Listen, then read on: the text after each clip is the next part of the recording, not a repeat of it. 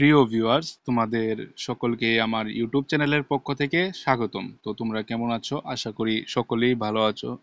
বিভিন্ন চাকরির প্রত্যাশী ভাই বোনেদের জন্য আজকের ভিডিওটি নিয়ে আসলাম। কারণ এই ভিডিওতে তোমাদের যে চাকরির প্রসেসটি আটকে রয়েছে, কেন আটকে রয়েছে এটাও জানতে পারবে, এবং আগামী দিনে আগামী দিন বলতে আমাদের আগস্ট মাসে ত্রিস্তর পঞ্চায়েত নির্বাচন অনুষ্ঠান শুরু হতে চলেছে। আর এটার শঙ্খধ্বনি কিন্তু এখন থেকেই বাজা শুরু হয়ে গেল। লোকসভা নির্বাচনের পরেই এটা শুরু হয়েছিল, তো এখনো আরো জোরদার ভাবে এটা চলছে। আগামী আগস্ট মাসে আমাদের এই ত্রিস্তর পঞ্চায়েত নির্বাচন হবে, এবং সেটার প্রভাব আমাদের যে বিভিন্ন চাকরি আছে এতদিন ধরে আটকে রয়েছে।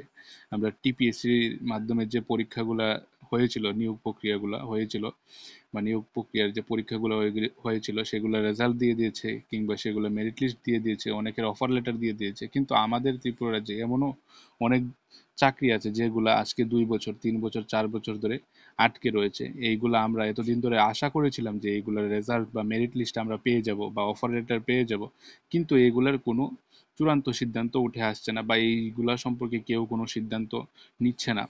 কয়েকদিন আগে আমরা একটা প্রতিবেদনে পেয়েছিলাম যে আমাদের আগস্ট মাসে নাকি অফার দেওয়া হবে বা মেরিট লিস্ট দেওয়া হবে।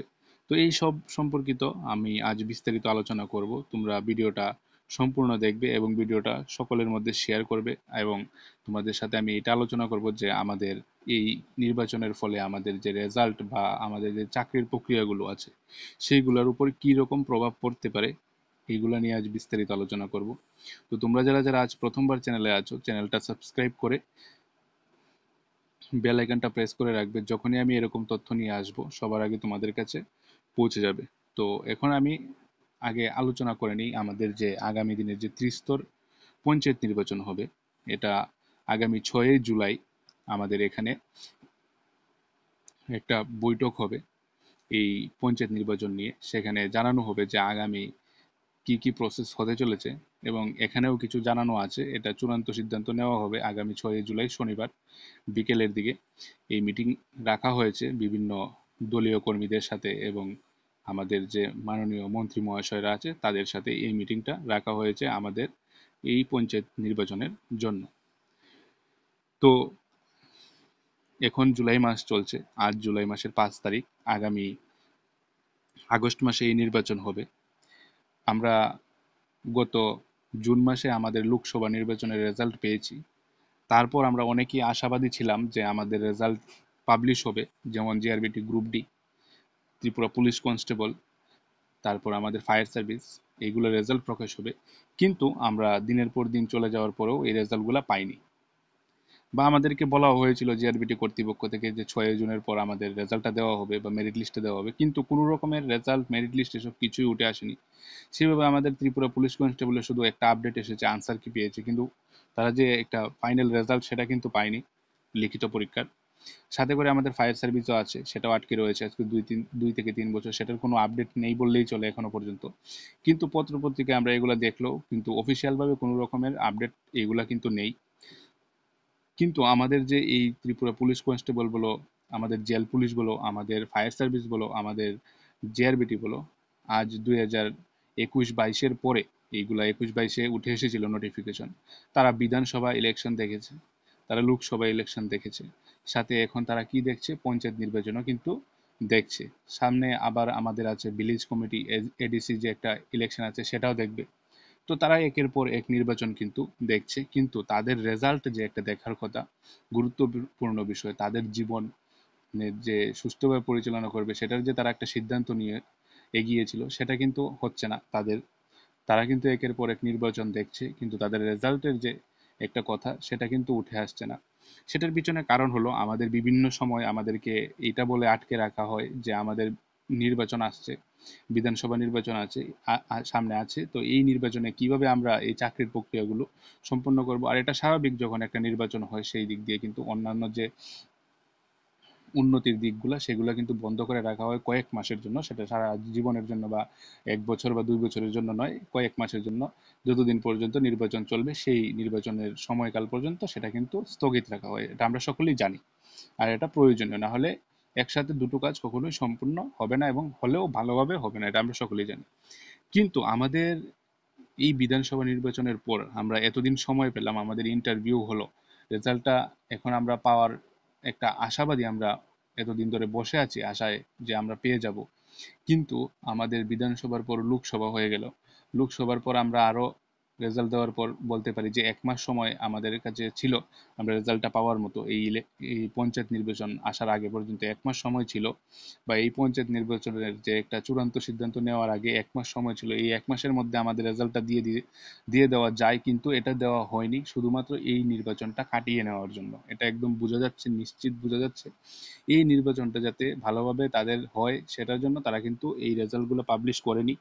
তারা জানে যে এই রেজাল্টগুলো যদি পাবলিশ করি তাহলে অনেকেই এখানে চাকরি পাবে না, অনেকেই হয়তো আমাদের সাথে থাকবে না, তারা কিন্তু এটা ভেবেছে। সেই দিক দিয়ে হয়তো তারা এই রেজাল্টটা দেয়নি। তোমরাও বুঝতে পারছো যে কেন দেয়নি, আমি কি বলতে চাইছি তোমাদের সাথে। বা বিভিন্ন পত্রপত্রিকাও আগেও এটাই বলেছে যে নির্বাচনের জন্য এই রেজাল্টগুলো দেওয়া হয়নি, আমাদের জিআরবিটি গ্রুপ ডির রেজাল্ট। তো এখানে প্রায় 12 থেকে 13 হাজার অ্যাসপারেন্ট আটকে রয়েছে, সেখানে চাকরি পাবে 2,500। মেরিট লিস্ট পাবলিশ করে দিলে তো শুধু 2,500 তাদের সাথে থাকবে, আর বাকি 10,000ই এখান থেকে সরে যাবে। তো তোমরা বুঝতে পারছো জিনিসগুলা। সেই সেই দিক দিয়ে কিন্তু প্রত্যেকটা চাকরির বিষয় তুলে ধরলে এরকমই একটা রেজাল্ট পাওয়া যাবে। ত্রিপুরা পুলিশ কনস্টেবল বলো, জেল পুলিশ বলো, ফায়ার সার্ভিস বলো, আমাদের দমকল বাহিনীর যে একটা টেস্ট নেওয়া হয়েছিল তাদের কথা বলো, টিআরবিটির কথা বলো।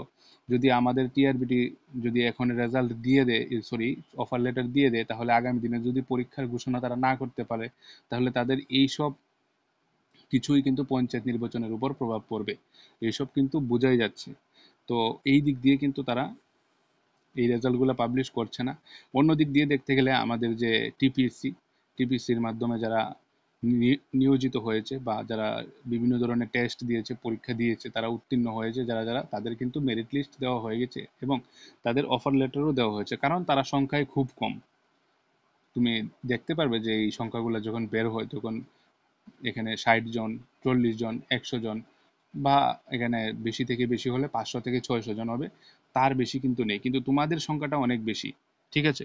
তাহলে তোমাদের দিক দিয়ে দেখতে গেলে তোমাদের যদি একটা মেরিট লিস্ট বের হয়, সেখান থেকে কিন্তু প্রত্যেকটা চাকরি না হলেও কম হলেও তোমরা এখান থেকে 10 থেকে 12 হাজার এসপারেন্ট একটা চাকরির পিছনে আছো। সেখানে যদি তোমাদের মেরিট লিস্টে নাম আসে 1,000, 2,000, সেই দিক দিয়ে কিন্তু তোমাদের বাকি এসপারেন্ট গুলো দূরে সরে যাবে, বা বিভিন্ন ধরনের মতামত তাদের মধ্যে উঠে আসবে। সেই দিক দিয়ে তারা বুঝতে পারছে যে তাদের তাদের যে নির্বাচন আছে এই নির্বাচনগুলোতে নেতিবাচক প্রভাব পড়বে। আর আমাদের যে এই বেকাররা এত বছর ধরে বসে আছে, তারা তাদের একটা চিন্তা ভাবনা করছে যে আমরা প্রতি বছর এই ধরনের অনুষ্ঠানে আমরা পার্টিসিপেট করি, এবার আমাদের নিয়ে একটা কিছু করা হোক। কিন্তু এটা কি সত্যিই করা হচ্ছে? কিছুই করা হচ্ছে না তাদের জন্য। তোমরা একের পর এক নির্বাচন দেখছো, সেখানে তোমরা ভোট দিচ্ছ, কিন্তু তোমাদের যে স্বার্থ, যে স্বার্থের কিন্তু কোনো সুফল হচ্ছে না। এটাই বলা যায় যে তোমাদের জন্য নির্বাচন, প্রত্যেকটা নির্বাচন একটা আশীর্বাদ। সবাই বলে যে আশীর্বাদ, কিন্তু এটা কি আদৌ আশীর্বাদ নাকি অভিশাপ, সেটা কেউই কিন্তু এখন বর্তমান সময়ে দাঁড়িয়ে কেউ কিন্তু এটা বলতে পারছে না। আগে একটা সময় বলা যেত যে নির্বাচন একটা আশীর্বাদ, সেটা আসার আগে অনেক চাকরি বা পরে অনেক চাকরি হয়, কিন্তু আমরা বর্তমান সময়ে নির্বাচনের পরে নির্বাচন চলে যাচ্ছে, বা বিভিন্ন দিক দিয়ে নিয়োগ প্রক্রিয়া, কাজের সন্ধান, সেটা প্রাইভেট হোক সরকারি হোক, বা বিভিন্ন উন্নতি হয়, কিন্তু আমরা বর্তমান সময়ে কিন্তু এইগুলা আমরা দেখতে পাচ্ছি না। আমাদের বেকার ভাইদের স্বার্থে কিন্তু কিছুই হচ্ছে না, শুধুমাত্র তাদেরকে একটা নির্বাচনের হাওয়া লাগিয়ে তাদেরকে বিভিন্ন দিক দিয়ে আটকে রাখা হচ্ছে। এই যে বেকার ভাই বোনেরা, তারা এই একটা আশায় বসে আছে তাদের মেরিট লিস্টে নাম আসবে, তারা চাকরি পাবে। 12 থেকে 13 হাজার এসপারেন্ট বিভিন্ন চাকরির পিছনে, এটা শুধু জিআরবিটি গ্রুপ ডির কথা বলছি না, বা জেল পুলিশ বা ত্রিপুরা পুলিশের কথা বলছি না আমি শুধু নির্দিষ্ট করে, প্রত্যেকটা চাকরির পিছনে এখানে অনেক এসপারেন্ট আটকে রয়েছে। তাদের যদি মেরিট লিস্টের নাম নাও আসে, তারা পরবর্তী সময় একটা এক্সামের জন্য প্রিপারেশন নেওয়ার জন্য তারা এগিয়ে আসবে।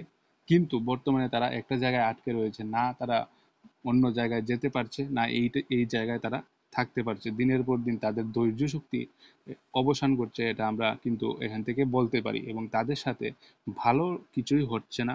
প্রতিদিন তাদেরকে এক একটা নিউজ শুনতে হয়, প্রতিদিন তাদেরকে প্রতারণার শিকার হতে হয়, আজ নয় কাল পরশু এরকম ডেট দিয়ে তাদেরকে আরো বছরের পর বছর কাটাতে হচ্ছে।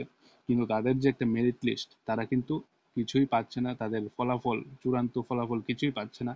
কিন্তু অন্যরা তাদেরকে দিয়ে অন্যদের স্বার্থ কিন্তু গুছিয়ে নিচ্ছে, এটা এখান থেকে একদম নিশ্চিত বোঝা যাচ্ছে। আর এটা প্রতিবেদনেও, বিভিন্ন প্রতিবেদনেও উঠে এসেছে, আমরা এটা দেখেছি যে নির্বাচনের জন্য নাকি তাদের রেজাল্ট দেওয়া হচ্ছে না। যদি অনেকেই সিলেক্ট না হয় তাহলে এই ধরনের প্রভাব তাদের নির্বাচনের উপর পড়বে। এখন আমাদের কথা হলো যে আমাদের যদি ত্রিস্তর বিশিষ্ট পঞ্চায়েত নির্বাচন হয়, এই পঞ্চায়েত নির্বাচনের জন্য আরো 1 মাস কি 1.5 মাস আমরা পিছিয়ে যাব। আমাদের এই আজকে 5 তারিখ, আগামীকাল 6 তারিখ এই নির্বাচনের উদ্বোধনী দেওয়া হবে আগামীকাল সন্ধ্যার সময়। তো সেই উদ্বোধনী দেওয়ার পর আর নিয়োগ প্রক্রিয়া কোনো কাজই হবে না, সেগুলো আবার স্থগিত থাকবে 1.5 থেকে 2 মাস। তোমরা এটা বলতে পারো 1.5 থেকে 2 মাস এটা স্থগিত থাকবে। জুলাই মাস পুরা থাকবে, আগস্ট মাসের শেষের দিকে হয়তো এই হাওয়াটা চলে যাবে।